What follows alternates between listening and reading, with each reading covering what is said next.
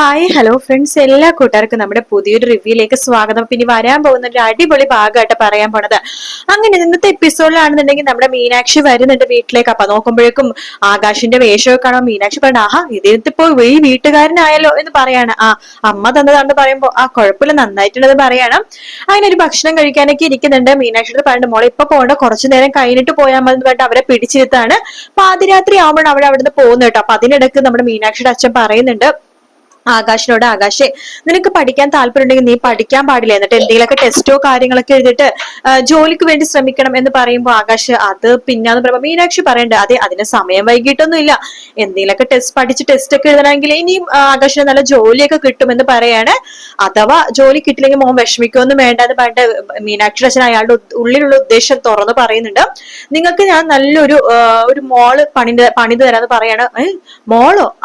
മോൾ അത്ര വലിയ മോള് വേണ്ടെങ്കിൽ സൂപ്പർ മാർക്കറ്റ് എങ്കിലും പണിത് തരാം, അതാകുമ്പോഴേക്കും നിങ്ങൾക്ക് നല്ലൊരു വരുമാനവും കാര്യങ്ങളൊക്കെ ആവുമല്ലോ. അയ്യോ അച്ഛ ഇപ്പൊ അതിനെക്കുറിച്ചൊന്നും ആലോചിക്കണ്ട, അതിനെക്കുറിച്ച് ഞങ്ങൾക്ക് രണ്ടുപേർക്കും ഒന്ന് ആലോചിക്കണം, അതിനുശേഷം അച്ഛനോട് പറയാന്ന് പറയുന്നുണ്ട്. ശരി മക്കളെ, എന്നാൽ നിങ്ങൾ വീട്ടിൽ പോയിട്ട് ആലോചിച്ചിട്ട് ഒരു തീരുമാനം എടുത്തിട്ട് പറഞ്ഞാൽ മതി എന്ന് മീനാക്ഷിയുടെ അച്ഛൻ പറയുന്നുണ്ട്. ശരിയെന്ന് പറയുന്നുണ്ട്. പക്ഷെ ആകാശിന് ചെറിയൊരു താല്പര്യം ഉണ്ടെന്ന് തോന്നുന്നു കേട്ടോ. അതിനിടയ്ക്ക് മീനാക്ഷി ആകാശിനോട് ചോദിക്കണൊക്കെ ഉണ്ട്, ആകാശം ഇവിടെ ഇത്ര നേരം എടുക്കുമ്പോഴേക്കും അച്ഛന് ദേഷ്യമൊന്നും വരില്ലല്ലോ അല്ലെ? അച്ഛനത് ദേഷ്യം വരാനാ? ഒരു കുഴപ്പമില്ല.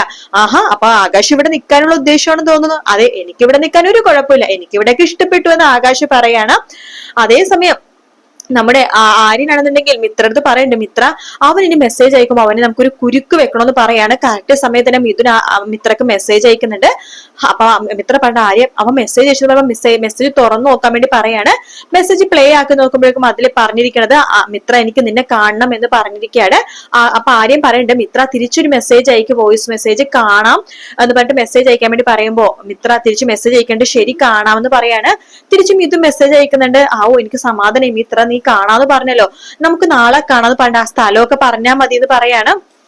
അങ്ങനെ ശരി എന്നൊക്കെ പറയുന്നുണ്ട്. അങ്ങനെ ആര്യം പറയുന്നുണ്ട് എന്നാൽ നമുക്ക് നാളെ തന്നെ അവനുള്ള പണി കൊടുക്കണമെന്നൊക്കെ പറയുന്നുണ്ട് കേട്ടോ. മിത്ര ആര്യം എനിക്ക് പേടിയാവുമെന്ന് പറയണം. അപ്പൊ ആര്യം നോക്കുമ്പോഴേക്കും മിത്രക്ക് നല്ല പനി കേട്ടോ.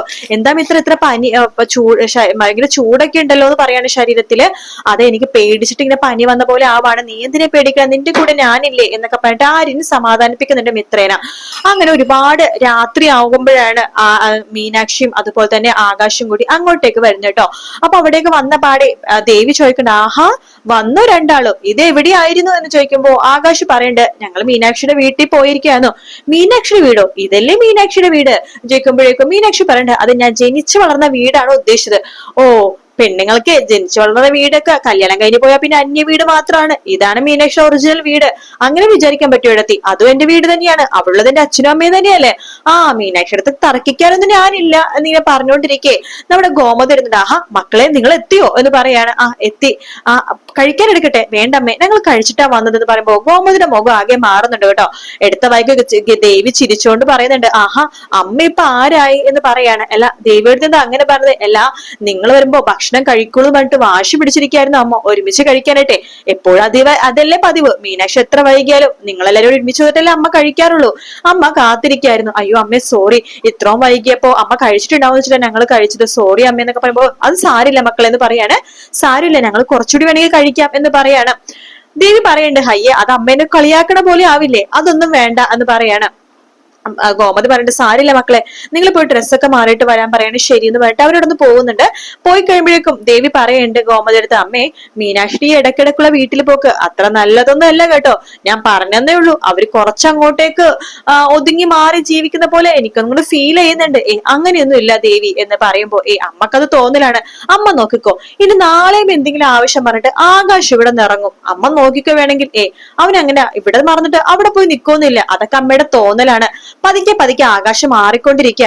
ഇതിനെയൊക്കെ പിന്നെ മീനാക്ഷിയാ, അവള് പതുക്കെ ആകാശം മാറ്റിയെടുക്കുക. നാളെ ചിലപ്പോ ആകാശിന് വേറെ ബിസിനസ് വരെ തുടങ്ങി കൊടുക്കും മീനാക്ഷിയുടെ അച്ഛൻ. ദേവി നീ വെറുതെ ആവശ്യമില്ലാത്തൊന്നും പറയലട്ടെ.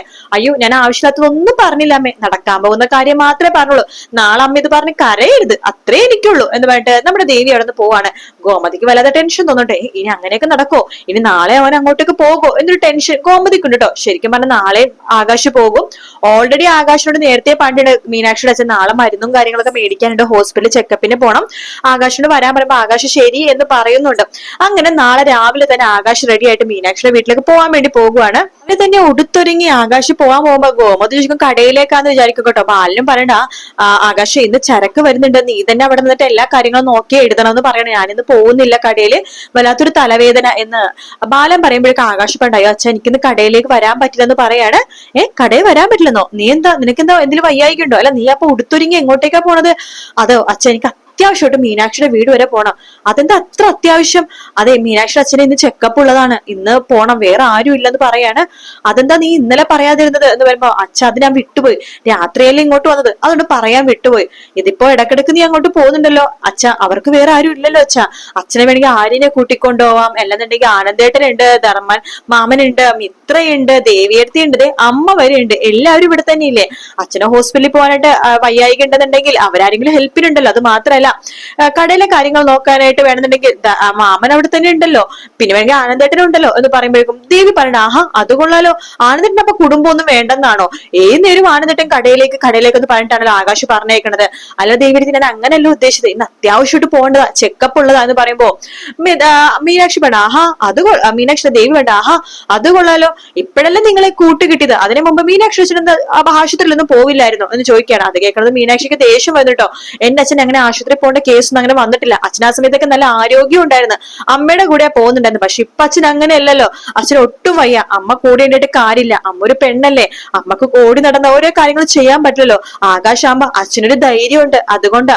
ആഹാ അത് കൊള്ളാലോ, അപ്പൊ മീനാക്ഷി അച്ഛന്റെ ധൈര്യം എന്ന് പറയണത് അപ്പൊ ആകാശാണോ എന്ന് ദേവി ചോദിക്കാണ്. ദേവി എടുത്ത് ഇതിൽ ദേവി എടുത്ത് ഇടപെടല്ലേ, ഇത് ഞങ്ങളുടെ കുടുംബക്കാരിയല്ലേ, എന്റെ അമ്മയുടെയും അച്ഛന്റെയും ആകാശവും ഒക്കെ നിൽക്കുന്ന ഒരു കുടുംബക്കാരിയല്ലേ, കേട്ടോ അച്ഛ പറഞ്ഞത്.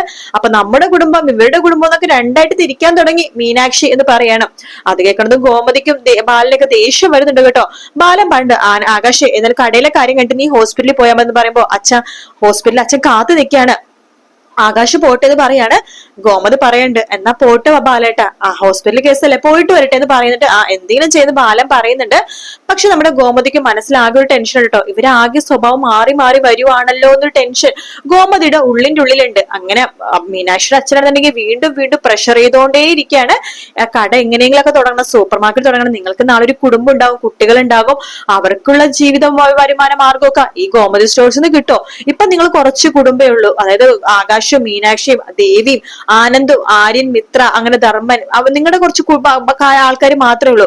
നാളെ ഈ കുടുംബം വലുതാവും, ആനന്ദിന്റെ കുട്ടികളുണ്ടാവും, ആകാശിന്റെ കുട്ടികളുണ്ടാവും, ആര്യനും കുട്ടികളുണ്ടാവും, പിന്നെ അനുവിന്റെ വിവാഹം കഴിയും, ചിലപ്പോ ധർമ്മമാവന്റെ വിവാഹം നോക്കണമെന്നല്ലേ പറഞ്ഞത്, അദ്ദേഹത്തിന്റെ വിവാഹം കഴിയും. അപ്പൊ കുടുംബം അങ്ങോട്ട് വലുതായി വലുതായി വരുവാണ്. അപ്പൊ അതിനനുസരിച്ച് ചെലവും വരില്ലേ.